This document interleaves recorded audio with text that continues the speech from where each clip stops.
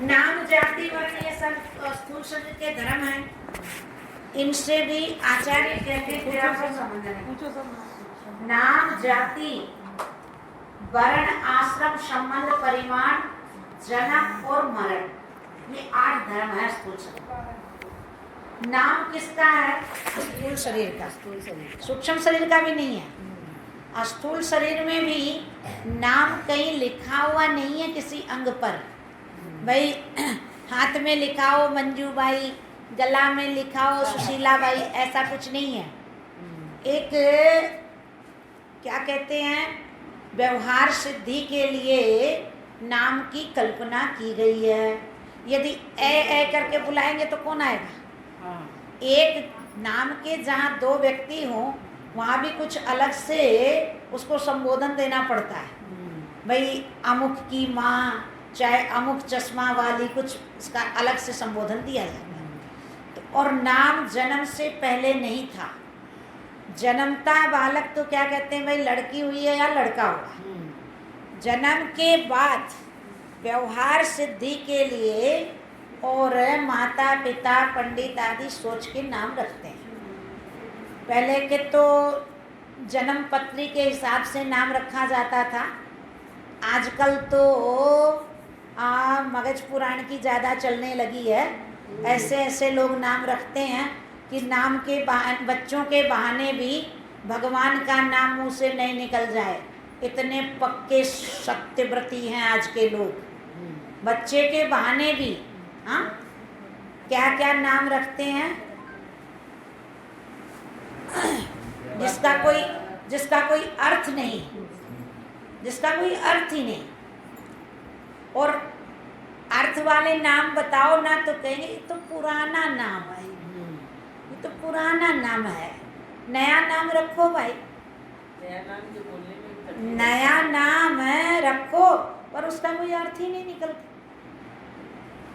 तो ये नाम अंग में निकलता नहीं, व्यवहार सिद्धि के लिए नाम की कल्पना की है। जैसे एक कोई ये था किसान, वो अपनी बैलगाड़ी लेके जा रहा था। तो बैलगाड़ी लेके जा रहा था अनाज लेके। तो बैलगाड़ी जो है वो चाय पीने के लिए चला गया। तो बैल क्या किया, गाड़ी को लेके कुछ आगे निकल गए। अब वो अनाज से भरी हुई गाड़ी थी, तो वो किसान दौड़ा दौड़ा गया जल्दी जल्दी पैर बढ़ा के, और वहाँ देखा कि एक महात्मा बैठे हैं। तो वो पूछा, बोल महाराज इधर कोई गाड़ी जाती देखी क्या, बैलगाड़ी? महात्मा ने कहा भाई हमने तो कोई गाड़ी नहीं देखी। किसान ने और तेजी से पैर बढ़ाए और सामने उसको गाड़ी जाती हुई दिखी। जल्दी जल्दी जाके गाड़ी को संभाला, महात्मा के पास आया। बोले महाराज आप महात्मा होके झूठ बोलते हो? बोले भाई मैंने क्या झूठ बोला? बोले देखो महाराज ये लेके आया अभी मैं गाड़ी, और यदि आगे नहीं निकलता तो मेरी गाड़ी पता नहीं कहाँ चली जाती। ये तो भगवान की शुक्रिया है जो मुझे गाड़ी मिल गई, मेरी बैलगाड़ी, नहीं तो इतना अनाज मेरा बर्बाद हो जाता। महात्मा ने कहा भाई गाड़ी कहाँ, गाड़ी सिद्ध कर। अब किसान एक एक चीज़ को हाथ लगाता है, तो महात्मा गाड़ी सिद्ध होने नहीं दिए। बोले कि महात्मा ने कहा, बोले देख यदि तू गाड़ी सिद्ध कर देगा तो मैं मेरा सिर दे दूंगा, और यदि सिर सिद्ध नहीं कर पाया गाड़ी तो तेरा सिर ले लूँगा। सिर सट्टे की बाजी होगी महात्मा से। अब किसान गाड़ी सिद्ध कर नहीं पाया। अब तो बेचारा उदास हो गया। बोले मैंने कौन सी बला मोल ले ली, मन ही मन सोचा, अरे महात्मा से सौदा कर लिया और वो भी सिर सट्टे की बाजी कर ली। हाँ, और कोई सौदा भी नहीं हुआ। हाँ, अब तो सिर देना ही पड़ेगा महात्मा को। एकदम उदास होके घर गया। पत्नी ने पूछा, बोल क्या बात है, आज कुछ नुकसान हो गया क्या, या किसी से कोई झगड़ा झंझट हो गया? कोई झमेला हो गया, क्या हुआ, या कोई चोर डाकू मिल गए, ऐसे उदास हाँफते काँपते कैसे आए आप? उसने कहा, बोले क्या बता, एक महात्मा से सौदा कर लिया। कैसा सौदा? बोले महात्मा से सौदा कर लिया तो इसमें इतने उदास होने की क्या बात है? महात्माओं का सौदा तो अच्छा होता है। अरे बोले क्या अच्छा? सिर सट्टे की बाजी लग गई। बोले हाँ, ये कैसे? बोले माँ, मेरी गाड़ी कुछ आगे निकली, बैलगाड़ी को लेके आगे निकल गए। मैंने महात्मा से पूछा, भाई गाड़ी देखी क्या? महात्मा ने कहा, मैंने तो गाड़ी नहीं देखी, ये तो मैं जल्दी जल्दी जाके भगवान की दया से इस गाड़ी को लेके आया, नहीं तो इतना अनाज हमारा बर्बाद चला जाता, पता नहीं बैल कहाँ लेके चले जाते गाड़ी को। तो ये तो भगवान की हमारे पर कृपा हुई, तो हमको अपनी गाड़ी और अनाज मिल गया। तो फिर बोले बात क्या हुई? बोले महात्मा ने मेरे से कहा, मैंने कहा अपनी गाड़ी देखी? महात्मा ने कहा नहीं देखी। जब मैंने महात्मा के पास गाड़ी लाके खड़ी करी तो मैंने महात्मा से कहा, भाई आप तो झूठ बोलते हो, ये तो रही गाड़ी, महात्मा हो के इतना झूठ बोलते हो। तो बोले महात्मा ने कहा, भाई गाड़ी सिद्ध कर। अब मैंने जैसे जैसे हाथ रखा, महात्मा ने अलग अलग नाम बता दिया उसका, ये तो बैल है, ये तो धुरी है, ये तो चक्का है, हाँ ये तो मुन्नी है, आदि आदि अलग अलग नाम बता दिए। तो गाड़ी सिद्ध हो नहीं पाई। महात्मा ने कहा, भाई गाड़ी सिद्ध कर देगा तो मैं अपना सिर दे दूंगा, और यदि गाड़ी सिद्ध नहीं कर पाया तो तेरा सिर ले लूँगा। तो बोले भाई महात्मा, मैं गाड़ी तो सिद्ध कर नहीं पाया, अब तो मेरे को महात्मा को सिर देना ही पड़ेगा। पत्नी ने कहा, टेंशन मत लीजिए, मेरे पास युक्ति है। महात्मा मैं आपको युक्ति बता दूंगी जिससे आपके ऊपर से जो आया हुआ संकट है वो टल जाएगा। वो उसकी जो पत्नी थी किसान की, वो सत्संग में जाया करती थी, तो विचारवान थी। उसने कहा, देखो सीधी सी बात है, महात्मा ने गाड़ी सिद्ध नहीं होने दी ना, तो आप भी सिर सिद्ध मत होने देना। आप भी कहना, महाराज सिर तो मेरा बेशक ले लो आप, पर पहले सिर सिद्ध करो। बोले ये कैसे? बोले देखो, जब महात्मा एक एक अंग में हाथ लगाएंगे ना, बोलना ये तो बाल है, ये तो खोपड़ी है, ये तो कनपटी है, ये तो गर्दन है, महाराज सिर सिद्ध करो तो सिर ले लो। अब उसको युक्ति मिल गई, होशियार होके गया। बोले महाराज, बोले आ गया पत्नी से राम रमी करके? बोला हाँ महाराज आ गया। गया था तब तो चेहरा उदास था, और आया तब चेहरा खिला हुआ। बोले भाई क्या बात है? अरे तू सर देने आया फिर भी तेरा चेहरा खिला हुआ, क्या मंसूर की हवा लग गई क्या तेरे को? हाँ, मंसूर ने सूले पर चढ़ते चढ़ते भी अनल हक कहा, और बादशाह ने उस अनल हक को मिटाने का अथक प्रयास किया। सूली पर चढ़ाया जिस सूली पर मंसूर को, वो सूली अनल हक बोलने लगी। सूली को तो सूचना मिली बादशाह को, बोले महाराज मंसूर को तो सूली लगा दी आपने, पर जिस सूली पर मंसूर को चढ़ाया गया वो सूली अनल हक बोल रही है। अरे बोले मैं अनल हक नहीं सुनना चाहता, उस सूली को जला दो। सूली को जला दिया गया, उस राख से अनल हक निकलने लगा। अनल हक माने जिसको कोई जान नहीं सकता, उसी का अंश हो गया। हाँ, निकल रही थी मतलब। हाँ, वो अनल हक माने मेरे स्वरूप को कोई जान नहीं सकता है, मेरा रूप लखा नहीं जाता। अन अल लक माने मेरे को कोई जान नहीं सकता। हाँ हाँ, आत्मा, आत्मा मतलब अपना आप है ना, अपने से भिन्न थोड़ी है। अनल हक, हाँ, तो आत्मा का अनल हक बोलते हैं। जैसे एक ही वस्तु के कई नाम होते हैं ना। अब उन्होंने क्या किया, बादशाह ने सूली को कहा जला दो, सूली को जला दिया गया, राख से अनल हक निकलने लगा। तो बोले महाराज राख से अनल हक निकल रहा है? अच्छा, जाओ राख को दरियाओं में बहा दो। वो राख जो है उसकी लड़की खा ली थोड़ी सी उठा के। किसकी? बादशाह की। बादशाह की बेटी। हाँ, बादशाह की बेटी उस राख को चाट ली। उस बादशाह की बेटी के अंदर से अनलक निकलने लगा। अब तो बादशाह का ब्लड प्रेशर काबू से बाहर। अरे मेरी बेटी होगी ऐसे बोल रही है, हटाओ इसको मेरे सामने से और जाओ उस राख को दरियाओं में बहा दो। राख को दरियाओं में बहाया गया। दरियाओं की लहरें अनलक बोलने लगी। तब बादशाह ने हार मानी, बोला मैं नहीं मिटा पाऊंगा इसको। राम के दीवानों को जग के कष्टों की परवाह नहीं, मुसीबतों के पहाड़ टूटे पर मुंह से निकलती आह नहीं। भगवान के जो हो जाते हैं वो भगवताकार जिनकी वृत्ति हो जाती है वो फिर मुसीबतों से डरते नहीं हैं। वो भगवान की सौगात समझ के उसको स्वीकार करते हैं और परमात्मा उनका रक्षण भी करते हैं। तो बोले महात्मा ने कहा उस किसान से, बोला लगता है तेरे को मंसूर की हवा लग गई है कहीं। अरे बोले महाराज कैसा मंसूर, मैं तो कुछ जानता भी नहीं उसके बारे में। मेरी तो पत्नी ने मुझे ये युक्ति, बोले मेरी पत्नी ने मेरे को युक्ति बताई है। बोले क्या युक्ति? बोले महाराज सिर तो मेरा बेशक ले लो आप, पर सिर सिद्ध करो पहले।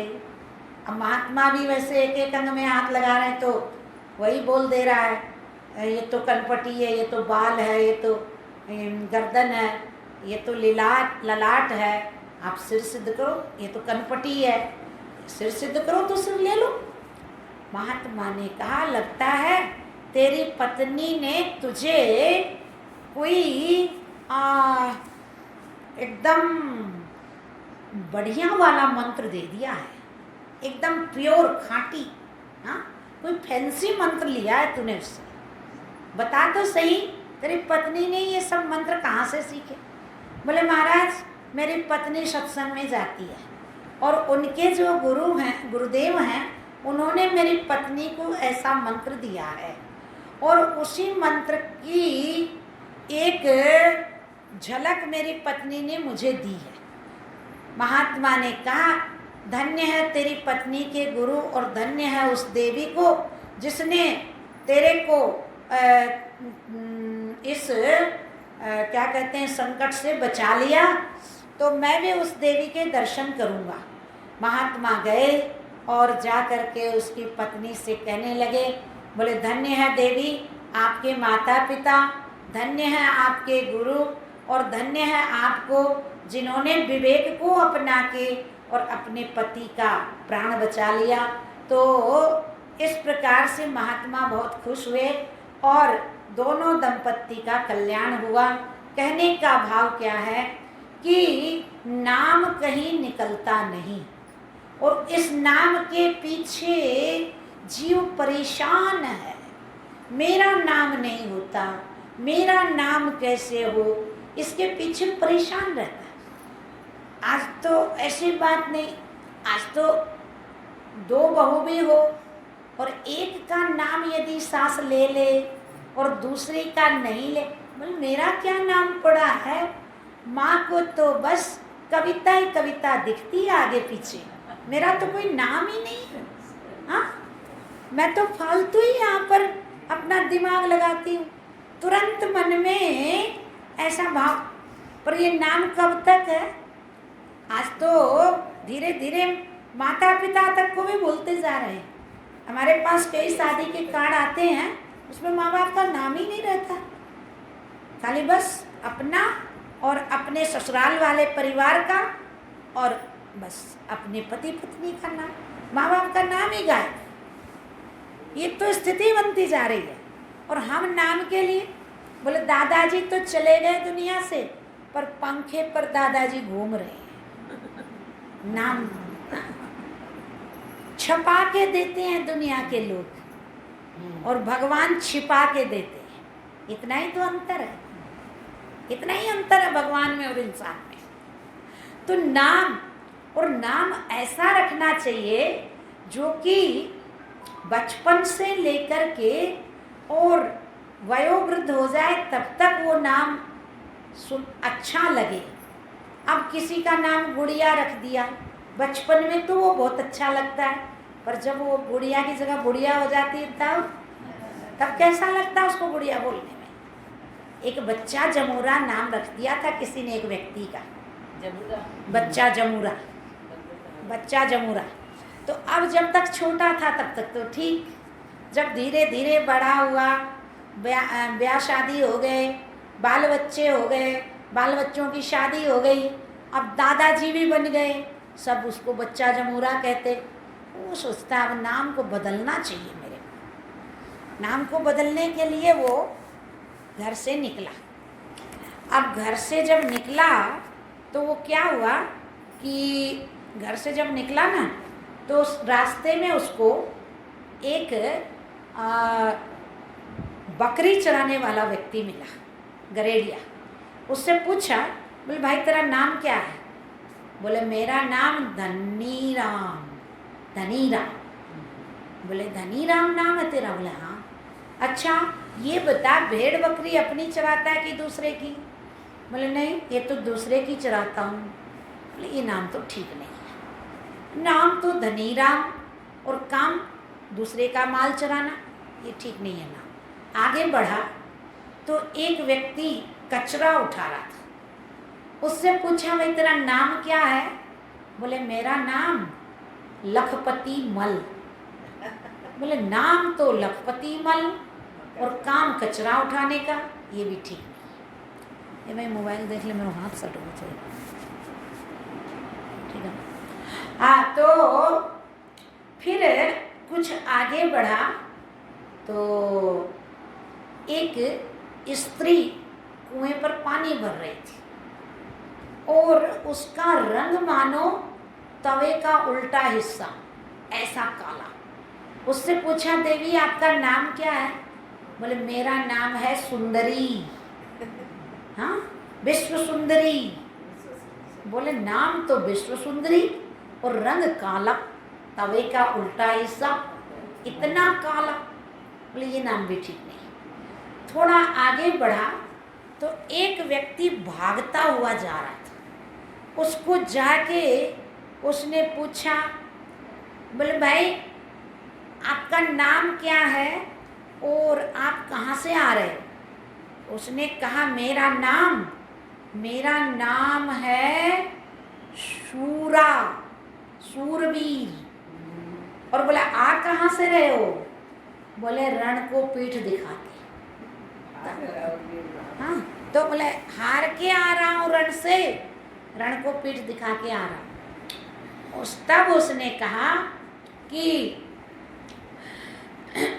धन्ना माल बिगाना चारे, लखा गोवा कूड़ा रे, सुंदरी देखी पानी भरती, नस्सा जाता सूरा रे, नामा दे विच कुछ नहीं धरिया, चल घर बच्चा जमूरा रे। भैया मेरा बच्चा जमूरा नाम ही ठीक है। तो ये नाम है कब तक? जब तक शरीर है तब तक, पीछे नाम कोई जानता भी नहीं। तो इसलिए नाम भी कल्पित है स्थूल शरीर में। और जाति जो जातिवाद को लेके आज इतना झंझट झमेला हो रहा है, जाति क्या सच्ची है क्या? जाति भी स्थूल शरीर में कल्पित है, बदल जाती है जाति। सूक्ष्म शरीर में भी नहीं है जाति, तो स्थूल शरीर में कहाँ से होगी? और स्थूल शरीर की आत्मा में कहाँ से होगी? स्थूल शरीर में भी कल्पित है और इसी शरीर में जाति बदल जाती है। ससुराल की जाति अलग हो जाती है, पियर की जाति अलग रहती है। तो जाति भी आचार्य कहते हैं ऐसा निश्चय करो कि जाति मैं नहीं और जाति मेरी नहीं। जाति किसकी है? स्थूल शरीर की। तो इसलिए मेरा नाम भी मैं नहीं, मेरा नहीं, क्योंकि नाम को भी मैं जानता हूँ और नाम भी किसका है? स्थूल शरीर में कल्पित है। इसलिए नाम मैं नहीं और नाम मेरा नहीं, मैं इसको जानने वाला इससे घट दृष्टा की तरह अलग हूँ। घट दृष्टा कहते हैं नेत्रों को। घट को कौन देखते हैं? आँख देखती है। तो इसलिए घट दृष्टा कहते हैं आँखों को। जैसे घट से आँखें अलग है, घड़े के कोई भी धर्म आँख को छू नहीं सकते। घड़ा नया होता तो क्या आँखें नई हो जाती है? घड़ा बदलता तो क्या आँखें बदल जाती है? घड़ा टूट फूट जाता तो क्या आँखों पर भी कहीं चोट पेट आती है क्या? नहीं, ऐसा नहीं होता। आँखें घड़े के धर्मों से अलग है। ऐसे ही आचार्य कहते हैं, हे साधक, ऐसा निश्चय कर कि नाम जाति से मैं अलग हूँ, नाम जाति मेरे धर्म नहीं है। और आगे क्या है? वर्ण। वर्ण माने रंग। रंग काला रंग हो तो अभिमान करता है, दुखी होता है, और गोरा रंग हो तो फिर तो जमीन में पांव ही नहीं टिकते। फिर तो काले व्यक्ति से ऐसे परहेज करता है जैसे छूत की बीमारी वाले से करते हैं। कहीं लगता है जैसे उसका काला रंग उसी को चिपट रहा है। ऐसे काले रंग वाले से घृणा करते हैं। 5 बच्चों में एक ज़्यादा सुंदर हो तो उसकी तो फिर पूछो ही मत। मेरे जैसा कोई सुंदर ही नहीं है, मैं इतना सुंदर लगता हूँ। तो ये सुंदरता का अभिमान, पर ये सुंदरता कब तक है? चंद मिनटों की मेहमान है। हाँ? और ऐसा भी नहीं कि भाई काली चमड़ी की तो राख बनती है और गोरी चमड़ी जिसकी होती है उसकी कहीं केसर कस्तूरी बनती हो, ऐसा भी नहीं है। हाँ, सबकी एक दिन क्या बनती है? राख बनती है। परंतु काला मान के तो दुखी होता है और गोरा मान के अभिमान करता है। एक टीचर मिली मेरे को स्कूल में पढ़ाने वाली, उसने कहा, बोले मैं क्या बताऊं, मेरे साथ एक बहुत बड़ा प्रॉब्लम है। मैंने कहा क्या प्रॉब्लम? बोले मेरे सामने मेरी क्लास में काले बच्चे पढ़ने आ जाते हैं तो मेरा तो मूड ही ऑफ हो जाता है। अब मैं क्या करूं? मैंने कहा वो अपनी कालस कहाँ रख के आएंगे भाई? वो कहाँ रखेंगे? वो तो रहेगी उनके साथ। अब आप अपना मूड ऑफ करो तो आपकी समझदारी की बात है। तो व्यक्ति को माने भ्रम से ये व्यक्ति क्या करता है? काले से तो घृणा करता है और गोरे से गोरेपन का अभिमान करता है। तो ये रंग भी स्थूल शरीर का है। नाम जाति वर्ण आश्रम कितने हैं? 4। ब्रह्मचर्य, गृहस्थ, वानप्रस्थ और संन्यास। तो ये भी स्थूल शरीर में कल्पित है। पर क्या कहता है? मैं ब्रह्मचारी, मैं गृहस्थी, मैं वानप्रस्थी, मैं सन्यासी। तो ये भी अभिमान है। ये अभिमान भी झूठा अभिमान है। और नाम जाति वर्ण आश्रम संबंध, पिता पुत्र का संबंध, पति पत्नी का संबंध, माता बेटी का संबंध, जितने भी संबंध हैं संसार में वो क्या है? कल्पित हैं कि सच्चे हैं? कल्पित हैं। कल्पना से ही अब देखो जिसके साथ संबंध है वो शरीर सामने पड़ा है, फिर भी क्या कहते हैं? भाई सासू जी चली गई, हाँ ससुर जी चले गए, माँ चली गई, पिताजी चले गए। जिसको आपने माँ पिताजी सास ससुर मान रखा था वो तो आपके सामने पड़ा है अभी, फिर चले कहाँ गए? तो न तो शरीर से कोई संबंध है, शरीर से संबंध हो तो उसको रखना चाहिए, और जीव किसी का कुछ लगता नहीं। हाँ? ये हंसा छोड़ चलो काया न, खाली पड़ी रही तस्वीर।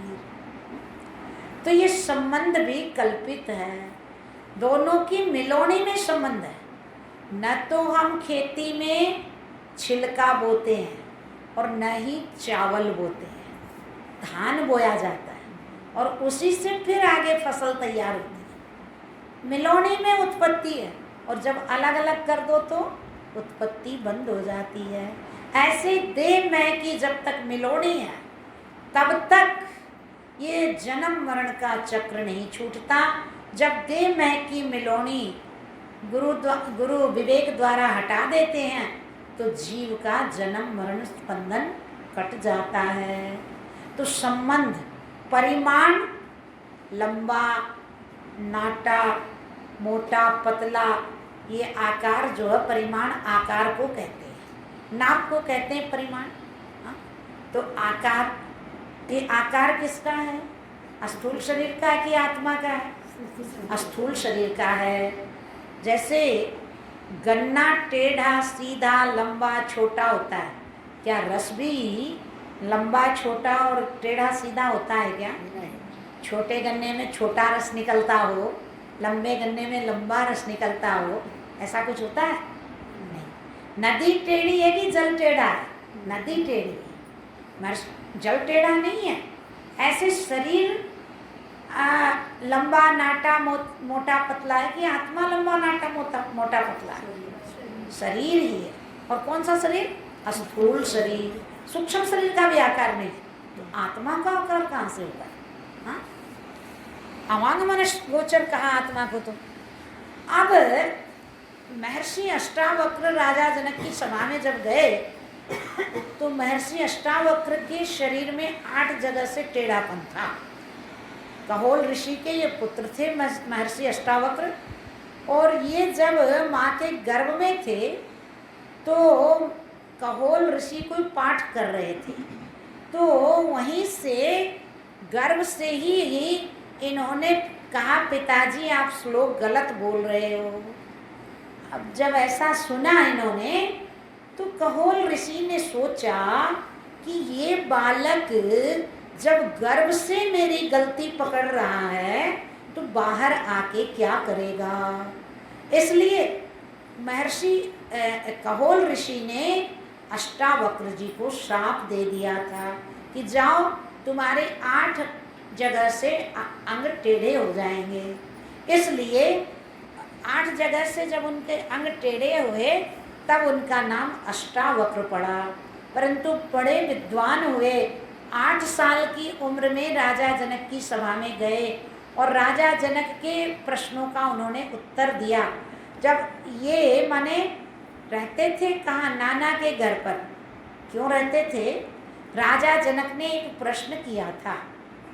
राजा जनक ने प्रश्न किया कि राजा जनक को एक बार स्वप्न आया। स्वप्ने में राजा जनक ने क्या देखा कि मैं दरिद्री हो गया हूँ, भूख प्यास से परेशान हुआ, तो जा रहा था भोजन की खोज में, तो किसी सज्जन ने बताया, बोले अमुक अमुक जगह पर एक कोई दानी व्यक्ति खिचड़ी और घी दे रहा है, वहाँ जाके तुम भी ले लो। अब ले किसमें? पात्र नहीं, ठीकरी लेके आया कुम्हार के यहाँ से टूटी हुई। अब वो लेके वो खिचड़ी लेने गया तो एक तरफ खिचड़ी बट रही थी और एक तरफ घी मिल रहा था। अब उसने ठीकरी में खिचड़ी डलवाई और जैसे घी लेने जा रहा था, रास्ते में 2 सांड आपस में लड़ते हुए मिले और उसके बीच में वो गिर गया और वो ठीकरी में जो खिचड़ी थी वो हाथ से गिर गई। अब गिरते ही उसको मतलब ऐसा हुआ, हड़बड़ा के राजा जनक नींद से उठे। कई बार नहीं होता ऐसा, सपना आता है कि हम अकबका के उठते हैं, तो वो उठे। अब उठे तो क्या देखते हैं राजा जनक? अपने इस पर फूल की सैया पर सो रहे हैं और दास दासी हाथ बांधे खड़े हैं राजमहल के अंदर। अब राजा जनक के मन में संदेह हो गया, ये सच्चा कि वो सच्चा। अब बहुत बड़े बड़े ऋषियों को बुलाया, सबको यही कहता ये सच्चा कि वो सच्चा, खोल के नहीं कहता कि जागृत सच्चा कि स्वप्ना सच्चा। अब उसी में ये जो थे ना अष्टावक्र जी के पिता कहोल ऋषि, वो भी वहाँ पर थे, तो उनको भी उत्तर नहीं आया। अब जिसको उत्तर नहीं आता उन ऋषियों को राजा जनक क्या करते, जेल में दे देते थे, कारावास में बहुत सारे ऋषियों को बंद कर दिया। अब इधर क्या हुआ, महर्षि अष्टावक्र थोड़े और बड़े हुए तो वो क्या करते भाई, बचपन में जैसा सुनता है वैसा ही बोलने लग जाता है बच्चा। अब वो पिहर में रहती थी पत्नी, उनका लालन पालन करती अष्टावक्र जी का। अब वो 8 जगह से उनके अंग टेढ़े थे, तो वो नाना को पिताजी बोलते। विद्वान तो थे ही, तभी पिता की गलती गर्भ से पकड़ी उन्होंने, पर बच्चे थे तो उनको क्या पता कि हम कहाँ हैं क्या है। तो जो और बालक थे ना, वो क्या करते, जब वो संध्या वंदन करने जाते तो कोई उनका आसन उठा के भाग जाता, कोई उनकी माला उठा लेता, उनसे मतलब क्या करते, छेड़ करते। तो उनको छेड़ते तो कुछ बालकों ने कहा, अरे ऐसा मत करो, तुमको पता नहीं इसके नाना कितने क्रोधी हैं, हमारी सबकी खबर ले लेंगे ऐसा करोगे तो। जब अष्टावक्र जी ने ये सुना नाना, तब गए घर पर और जाके कहा, माँ क्या बात है, हम कहाँ रह रहे हैं, ये हमारे पिता नहीं हैं, हम तो इनको पिता बोलते हैं, पिताजी बोलते हैं। तो बोले नहीं बेटा, और बालकों ने कहा कि इनके नाना जी बड़े क्रोधी हैं, तो ये क्या मामला है। तब माँ ने बताया, बेटा ऐसी ऐसी बात है, और उसी में माने राजा जनक ने बहुत सारे ऋषियों को इस प्रश्न के उत्तर के लिए बुलाया था, ये सच्चा कि वो सच्चा, और कोई भी ऋषि उत्तर दे नहीं पाए, इसलिए उन सबको कैद में डाल रखा, कारागार में डाल रखा राजा ने, और उसी में तेरे पिता भी हैं। तो अष्टावक्र जी ने कहा, मैं अभी जाता हूँ और सब ऋषियों को छुड़ाऊंगा और मेरे पिता को घर लेके आऊँगा और हम अपने घर चलेंगे। माँ ने बहुत समझाया, अभी तू बहुत छोटा है, थोड़ा और बड़ा हो जा, उसके बाद जाना। बोलना मैं तो अभी जाऊँगा। गए, जा कर के जब गए ना अष्टावक्र जी सभा में, तो सारी की सारी सभा उनको देख के हंसने लगी। तब अष्टावक्र जी ने कहा, राजा तेरी तो सारी सभा चमारों की सभा है, मैंने तो सोचा था कि राजा जनक वैदेही कहलाते, विदेहराज, उनकी सभा में बड़े बड़े विद्वान होंगे, बड़े बड़े उच्च कोटि के